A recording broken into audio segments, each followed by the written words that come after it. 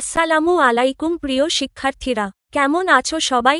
আচ্ছা, একটু ভেবে দেখো তো, যখন আমাদের খুব পছন্দের কোনো জিনিস মন থেকে পেতে ইচ্ছে করে, কিংবা যখন আমরা কোনো বিপদে পড়ি, তখন সবার আগে কার কথা মনে পড়ে?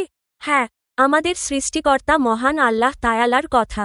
আজ আমরা আমাদের বইয়ের ৬৮ নম্বর পৃষ্ঠার ৫-১০ থেকে এমন ৩টি অসাধারণ উপহার বা ফর্মুলা শিখব, যা স্বয়ং আল্লাহ তাআলা আমাদের শিখিয়েছেন তার কাছে চাওয়ার জন্য। এই ৩টি আয়াতের মাধ্যমে আমরা আমাদের নিজেদের জন্য, আমাদের সবচেয়ে প্রিয় মানুষ বাবা মার জন্য এবং আমাদের পড়ালেখা ও জ্ঞান বৃদ্ধির জন্য আল্লাহর কাছে প্রার্থনা করতে পারব। চলো, কোনো গাইড বই ছাড়া একদম নিজেদের মতো করে আনন্দের সাথে আজকের পড়াটি আমরা শুরু করি এবং দারুণ এই মুনাজাতগুলো শিখে নিই। পাঠ ১০, অর্থসহ মুনাজাত বিষয়ক ৩টি আয়াত। পৃথিবীতে চলার জন্য আমাদের নানা জিনিসের প্রয়োজন। এসব জিনিস পাওয়ার জন্য আমরা বহু কষ্ট করি। আল্লাহ তায়ালার দয়া ব্যতীত কোনো কিছুই আমরা লাভ করতে পারি না। মহান আল্লাহ আমাদের রব, তিনিই সবকিছু আমাদের দান করেন।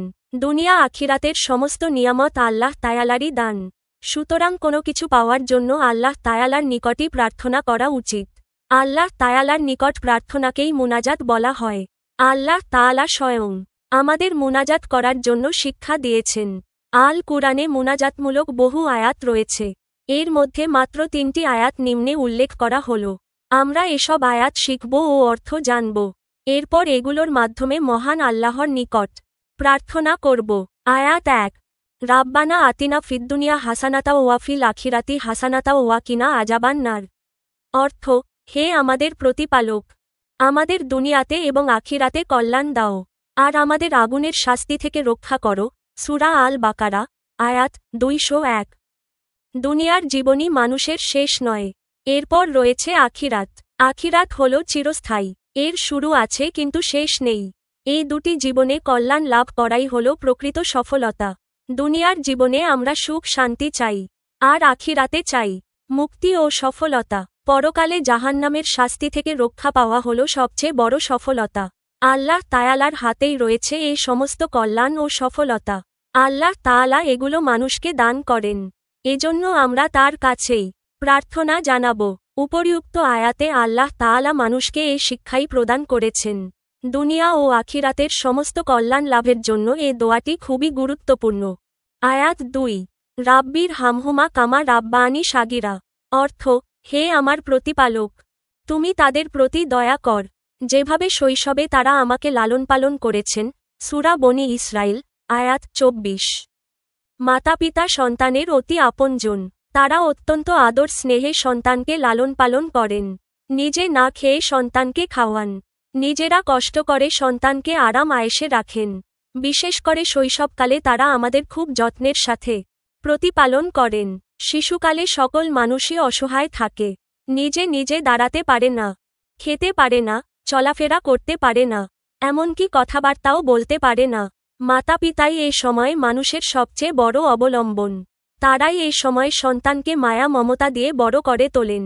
অতএব আমাদের সকলের কর্তব্য মাতাপিতার আনুগত্য করা, তাদের কথা মেনে চলা, তাদের জন্য আল্লাহ তায়ালার নিকট দোয়া করা। এই আয়াতে মহান আল্লাহ মাতাপিতার জন্য দোয়া করার বাক্য শিক্ষা দিয়েছেন। আমরা এই আয়াত অর্থসহ শিখব। অতঃপর আন্তরিকভাবে এই আয়াত পড়ে মহান আল্লাহর নিকট আমাদের মাতাপিতার জন্য দোয়া করব। তাহলে আল্লাহ তাআলা তাদের কল্যাণ ও রহমত দান করবেন।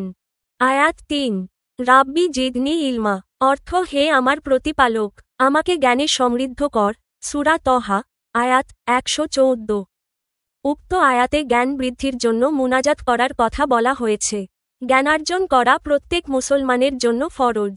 কেননা শিক্ষা ও জ্ঞানের মাধ্যমে আমরা আল্লাহ তায়ালাকে চিনতে পারি, তার বিধান ও বাণী জানতে পারি।